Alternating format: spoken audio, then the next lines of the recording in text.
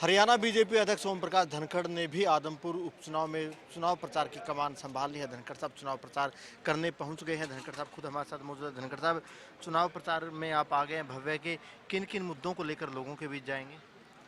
देखिए, चुनाव में दो बड़ी बातें हैं। एक बात है विकास।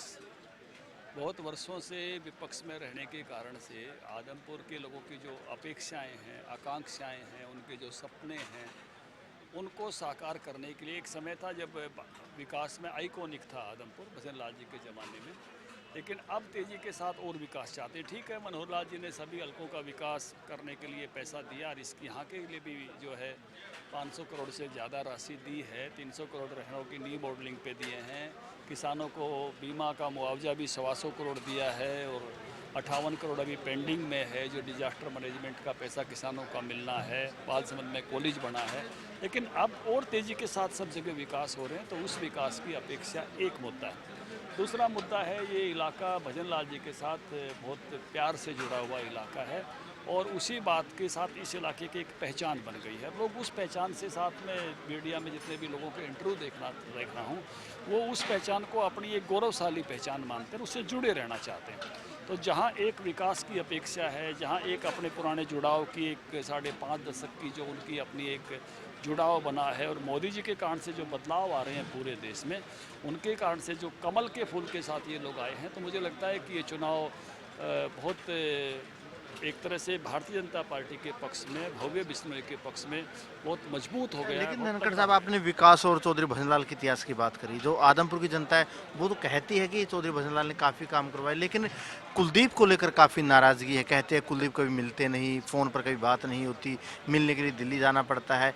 ये एक बड़ा माइनस पॉइंट है आप लोगों के लिए। देखिए, कुलदीप की भी जो है आप दिल में देखेंगे तो आदमपुरी है। मैंने जितनी बार भी कुलदीप को बात करते हुए देखा या रेणुका जी को देखा, सदन में भी देखा, वो हमेशा आदमपुर की बात करते रहे। आदमपुर ही उनके हृदय के सबसे ज़्यादा निकट है, आदमपुर ही उनके दिल में है। इसलिए ठीक है कि भजन लाल जी को मुख्यमंत्री रहते हुए एक पारी मिली, कुलदीप को उस तरह की पारी नहीं मिली जीवन में।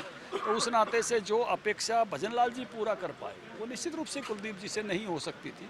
लेकिन एक अब ऐसी स्थिति में आ रहे हैं कि एक सत्ता वाली पार्टी के साथ आए हैं और निश्चित रूप से मोदी जी की, मनोहर लाल जी के साथ चलने के रास्ते पर आए हैं, तो अब तेज़ी के साथ विकास होगा। और प्यार तो कुलदीप जी का, उनके सारे परिवार का जो है इलाके से, इसी इलाके से है। ये फर्स्ट प्रायोरिटी हमेशा उनकी रहा है। आप लोग कहते हैं कि जो मुख्य विपक्षी दल कांग्रेस है उनके उम्मीदवार जेपी बाहरी हैं, लेकिन यही आरोप एक तरीके से कुलदीप के ऊपर, भव्य के ऊपर लगते हैं कि वो कभी इलाके में रहे नहीं, भव्य विदेशों में रहे हैं। इसको कहीं ना कहीं किस तरीके से आप लोग टैकल करेंगे जब आप लोगों के बीच जाएंगे? नहीं, मेरा आपसे सवाल है कि आदमपुर की पहचान बिश्नोई परिवार से है ना, चौधरी भजनलाल से। भजन लाल से, तो ये उन्हीं के पोते हैं।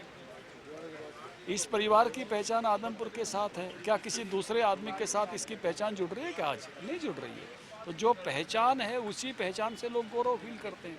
तो निश्चित रूप से बाकी बातें तो केवल कोई कहने के लिए कुछ भी कहने लग जाए।